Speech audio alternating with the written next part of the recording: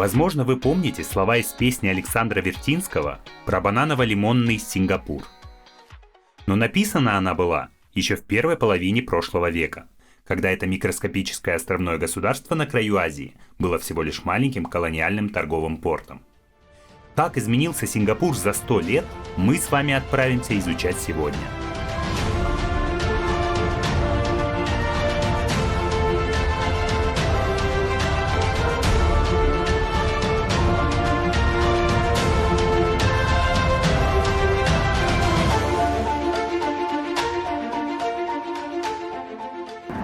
Добро пожаловать в город-государство Сингапур, одно из самых богатых и самых маленьких государств в мире.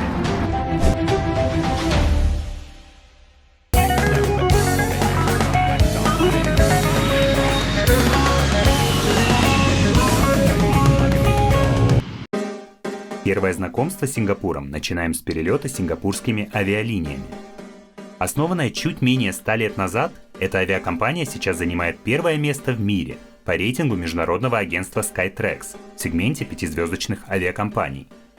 Обладая самым современным флотом, сингапурские авиалинии входят в топ-5 компаний по качеству бортового питания во всех классах обслуживания, а базовый аэропорт страны, Чанги, уже который год признан лучшим аэропортом мира. Сингапур уже впечатляет и говорит нам «добро пожаловать».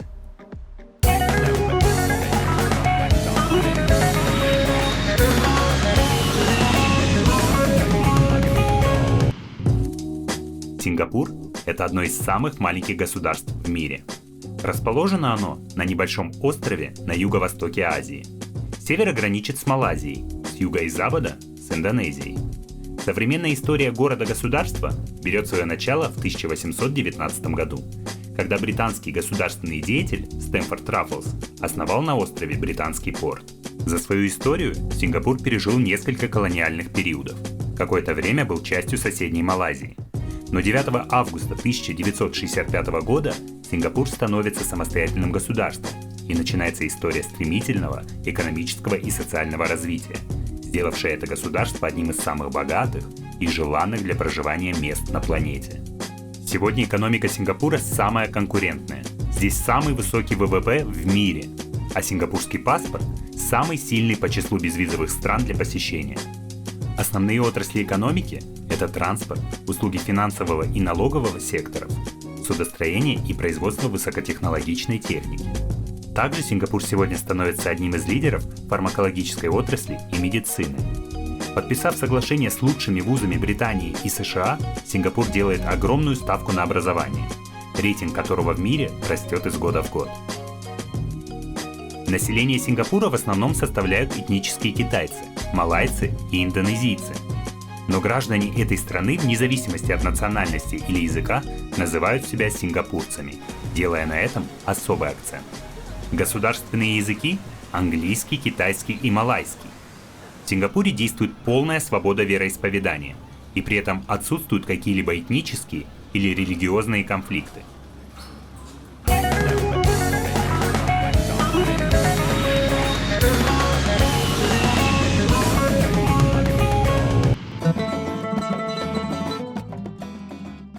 Здесь отлично сочетаются разные архитектурные стили. От крошечных изящных домиков в арабском и китайском кварталах до высоких, грациозных, суперсовременных небоскребов. А чтобы познакомиться с бытом Сингапура, отправимся в арабский квартал. В этой части страны можно встретить множество маленьких магазинчиков, торгующих арабскими национальными изделиями быта, одежды и религиозной литературы, а также отобедать в одном из многочисленных ресторанчиков. Кухня здесь разнообразная – ливанская, марокканская или турецкая.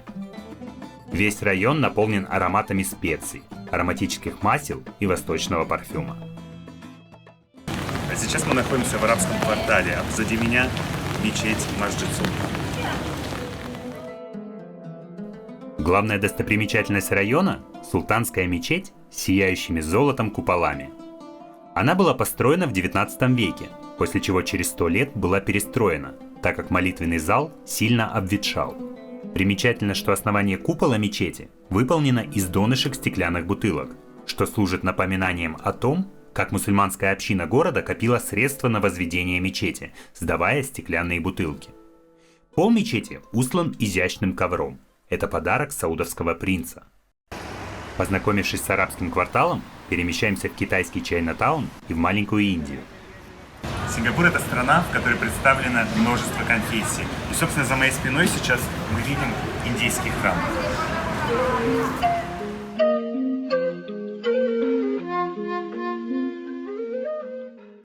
Здания здесь объединяют в себе различные элементы барокко и викторианской колониальной архитектуры. Район заселялся и застраивался в течение длительного времени, и владельцы домов самостоятельно определяли тот стиль, в котором будет построен дом, поэтому в этом районе нет какого-то единого выдержанного стиля. С первого взгляда может показаться, что этот квартал – это один большой китайский рынок. Множество сувенирных лавочек, уличных кафе и баров.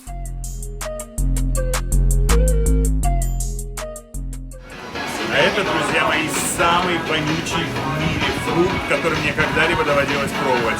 Он через время начинает вонять тухлым мясом. Дуриан. Но в этом районе также затерялось разнообразие китайских культурных центров, несколько музеев и храм зуба Будды, построенный в архитектурном стиле времен династии Тан.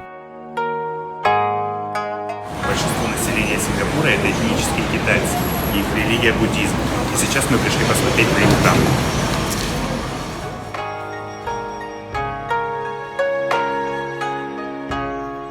Храм, особенно музейная часть комплекса, содержит обширную коллекцию экспонатов из области буддийской культуры и искусства. Но главная реликвия – зуб Будды, расположена на 4-м этаже, в зале священного света. Увидеть эту святыню можно только издали, из публичной зоны, так как приближаться к ступе зубом имеют право только монахи.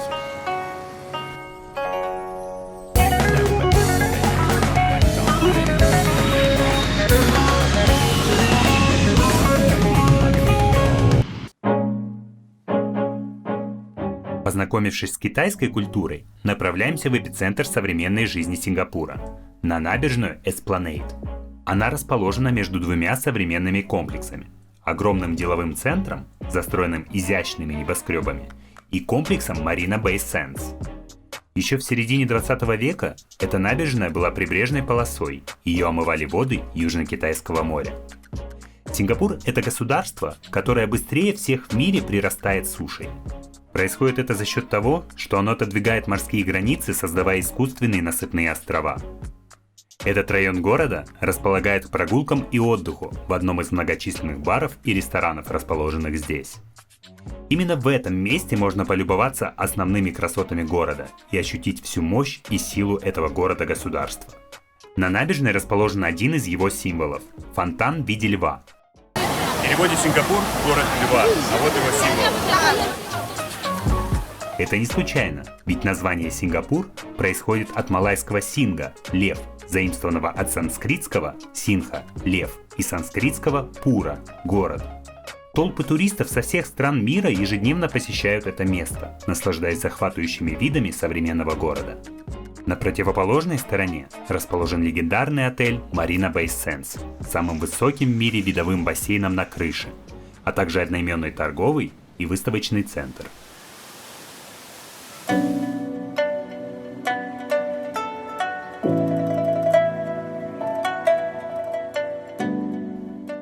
Прогулявшись по набережной, наступило время подкрепиться, и мы отправляемся в аутентичное местечко – фестивальный рынок Лау Пассат. В Сингапуре много ресторанов высокой кухни на любой вкус, от авторской французской до аутентичной японской.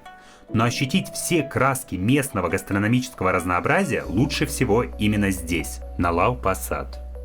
Это современный азиатский фудкорт, расположенный в здании старинного рынка. Здесь можно попробовать кухню любого региона Азии – сингапурская, китайская, малайская и тайская, индийская и многие другие. Это будет вкусно, полезно и экономно. Признаюсь, обедать мне больше всего нравится именно здесь. За свое пребывание в Сингапуре я намерен попробовать как можно больше азиатских блюд. На данный момент это запеченная утка по-азиатски с лапшой, и к ней подается обязательно бульон. целом сингапурская кухня – это симбиоз китайской кухни с элементами кухонь Малайзии и Индонезии. Традиционные сингапурские блюда – это суп лакса с мясом и морепродуктами, чикен райс – курица с рисом и азиатская пицца муртабак. Любой, кто однажды попал на этот фудкорт, всегда спешит вернуться сюда вновь.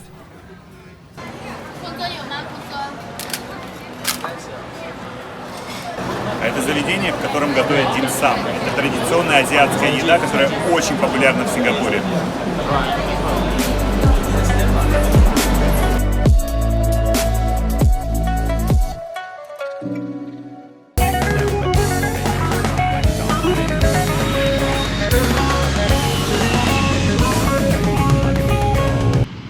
Особый шарм этому городу придает ночь.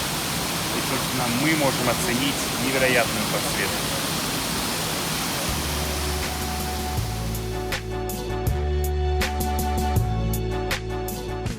Ближе к вечеру, когда ночь касается крыш домов, можно отправиться в бар. И здесь Сингапуру тоже есть чем похвастаться. Ведь это родина вкуснейшего коктейля «Сингапур Слинг». И лучше всего попробовать его именно там, где он родился. Сингапур Слинг был изобретен в 1915 году в баре отеля Raffles. Этот коктейль на основе ананасового сока в сочетании с вишневым ликером, соком лайма, джином, ликерами куантро и бенедиктин и гренадином. После своего изобретения коктейль набрал бешеную популярность, а лонг-бар в отеле Raffles навсегда обрел свою славу. Вечером центр притяжения как местных жителей, так и гостей города – набережная у выставочного центра Marina Bay Sands, где ежедневно с 8 до 10 вечера каждый час можно полюбоваться шоу поющих фонтанов.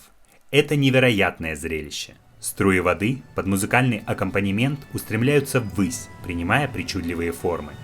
Дополненное лазерным шоу, поющие фонтаны приобретают неповторимый шарм и яркость.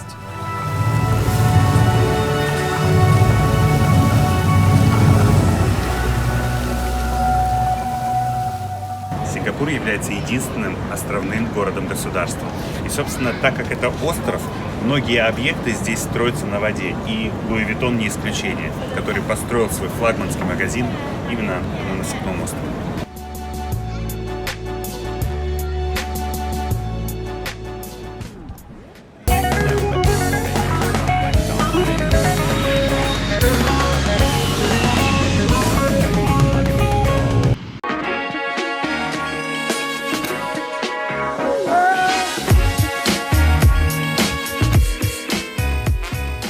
Добро пожаловать в Marina Bay Sands.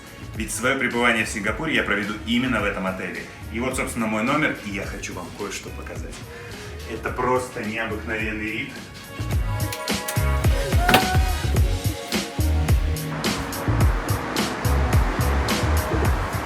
Сингапур и знаменитый Скайпарк. Marina Bay Sands – пятизвездочный отель, распахнувший свои двери в 2010 году. Гостей встречает архитектурный комплекс в виде огромного трехпалубного корабля, венчающего 3 55-этажных небоскреба. А вот и знаменитый Infinity Pool на крыше Marina Bay Sands. Находится он на 57-м этаже этого отеля, и попасть сюда могут только его постояльцы. И, собственно, если вы хотите попасть в этот бассейн, то будьте готовы потратить $500 за ночь.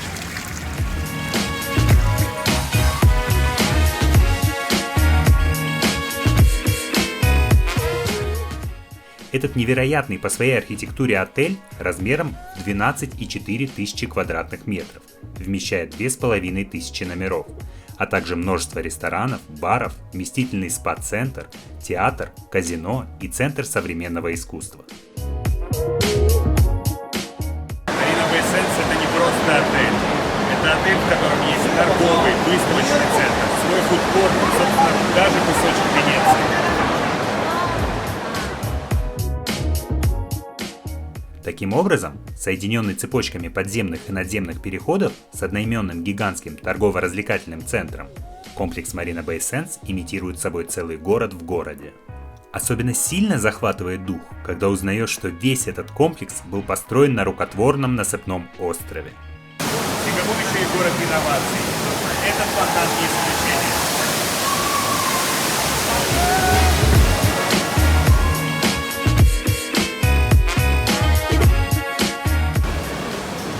мы решили сделать паузу в изучении достопримечательностей Сингапура и насладиться самым вкусным в мире чаем.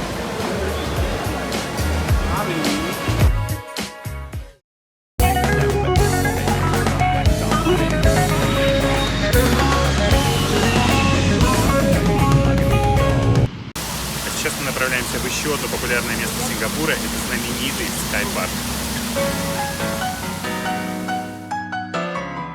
Еще одна гордость Сингапура – это ультрасовременный городской парк Gardens by the Bay – сады у залива, попасть в который легче всего по специальному навесному мосту, который соединяет его и отель Marina Bay Sands, к комплексу которого он и относится. Сады у залива – это часть государственной стратегии по превращению Сингапура в город в саду. Первое открытие произошло в 2011 году. Это огромный комплекс из садов, озер и рукотворных каналов, раскинувшийся на площади около 100 гектар и представляющий собой огромный экваториальный лес, занимающий целый насыпной остров. Он разделен на несколько частей, каждая из которых имеет свое определенное предназначение. В садах у залива расположена огромная оранжерея с цветами и растениями со всего мира, которая в свою очередь разделена на несколько секторов, представляющих разные части света. Гигантский рукотворный тропический водопад «Облачный лес» и ансамбль искусственных супердеревьев, ставший одним из самых известных символов Сингапура. Это древовидные структуры, которые доминируют в ландшафте садов с высотой от 25 до 50 метров. Фактически, это вертикальные сады, которые выполняют роль экологических двигателей для садов.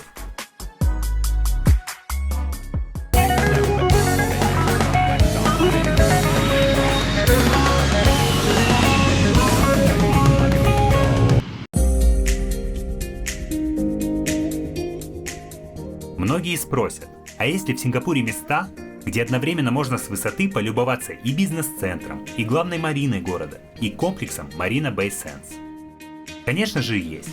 Это место называется Level 33, расположенное на 33-м этаже одного из бизнес-центров вблизи городской бухты. А сейчас мы наблюдаем красивейший вид Сингапура с одного из многих ресторанов с замечательным видом, который называется Level 33. Level 33 – это современный бар с огромной террасой, откуда открывается изумительный вид на все главные достопримечательности города. Путешествующим с детьми или просто любителям животных очень понравится еще одно место, куда стоит съездить в Сингапуре. Это Сингапурский зоопарк. Он был открыт в 1973 году на огромной территории в 28 гектар. Особенность зоопарка в том, что звери содержатся не в клетках, а в огромных открытых вольерах, среда в которых приближена к их естественной среде обитания. От посетителей особо опасные звери ограждены рвом или стеклянным барьером, а многие птицы, в том числе павлины, и даже лемуры, свободно разгуливают по территории. На входе в зоопарк встречают обезьяны, которые также свободно разгуливают здесь. В этом зоопарке ты чувствуешь себя частью дикой природы.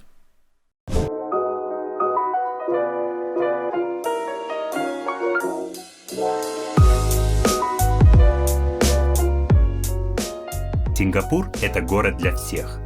Тут одновременно хорошо себя чувствуют и те, кто прилетел сюда по работе, и те, кто хочет отдохнуть и познакомиться с культурой Азии, и те, кто путешествует через Сингапур транзитом, так как здесь разрешен безвизовый транзит для всех, кто летит в третью страну в течение 4 суток. Это город строгих правил и множество запретов, но одновременно это место, где все создано для людей с учетом потребностей каждого. Удивительно, но несмотря на то, что это одно из самых маленьких государств в мире, от него вообще не устаешь. И каждый день здесь можно найти что-то новое, интересное и запоминающееся. Да, это город, в который всегда хочется возвращаться.